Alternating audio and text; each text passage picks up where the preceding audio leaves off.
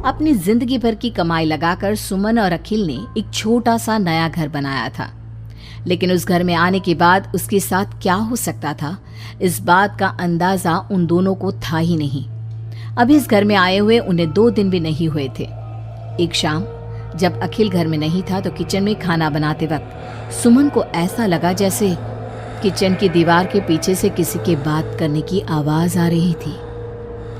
कौन हो सकता है यहाँ पर? इतना धीरे धीरे कौन बात कर रहा है? सुमन दीवार से कान लगाकर बात सुनने की कोशिश करती है, लेकिन उसे कुछ सुनाई नहीं देता। तभी अचानक घर की लाइट चली जाती है और दरवाजे पर जोर जोर से दस्तक देने की आवाज आती है। सुमन दरवाजे की तरफ दौड़ कर जाती है, लेकिन दरवाजा खोलने से पहले कोई आवाज उसके कान में धीरे से सुनाई पड़ती है। सुमन, मैं यहाँ हूँ, तुम्हारे घर में। सुमन जोर से चीखती है और दरवाजा नहीं खोलती। दरवाजे की बजने की आवाज धीरे धीरे तेज होने लगती है। सुमन लड़खड़ाते कदमों से आगे बढ़ती है और झटके के साथ दरवाजा खोलकर अपनी आंखें बंद कर लेती है। तभी अचानक से अखिल की आवाज सुनकर उसे होश आता है। सुमन, क्या हुआ?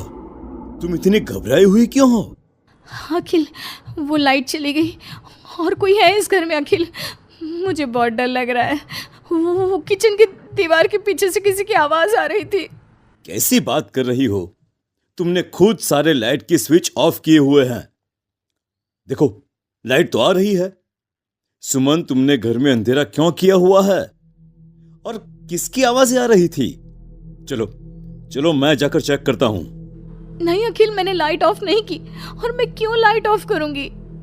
ये देखो, ध्यान से देखो, घर के सारे स्विच ऑफ हैं। तुम भी ना कमाल करती हो सुमन। तुम्हारी तबीयत तो ठीक है?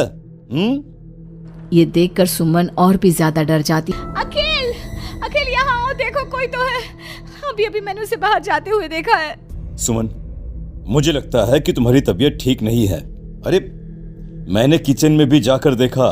पास वाले घर में जो लोग हैं ना, उनसे बात करने की आवाज आ रही है।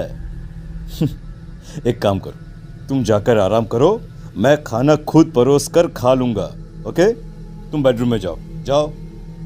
नहीं अखिल, मैं अकेले नहीं जाऊंगी, और अब इस घर में मैं एक दिन भी नहीं रहना चाहती। थोड़ी देर के बाद सुमन और अखिल दोनों ही बेडरूम में जाकर सो जाते हैं। डर की वजह से सुमन को नींद नहीं आ रही थी, लेकिन फिर वो गहरी नींद में सो जाती है। और सुबह जब सोकर उठती है तो उसने देखा कि अखिल ऑफिस के लिए तैयार हो गया था। अखिल, आप कहाँ जा रहे हैं?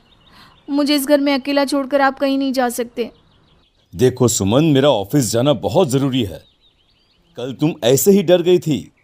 अब परेशान मत हो, और मैं ब्रेकफास्ट बाहर कर लूंगा। ओके? जब तुम्हारी तबीयत ठीक लगे तो तुम खाना बनाकर खा लेना। और हाँ, अगर तुम कहो तो मैं तुम्हारे लिए बाहर से खाना भिजवा दूं। नहीं अखिल, उसकी कोई ज़रूरत नहीं है। मैं अपने लिए खाना बना लूंगी, लेकिन मुझे डर लग रहा है। डरने की कोई बात नहीं है।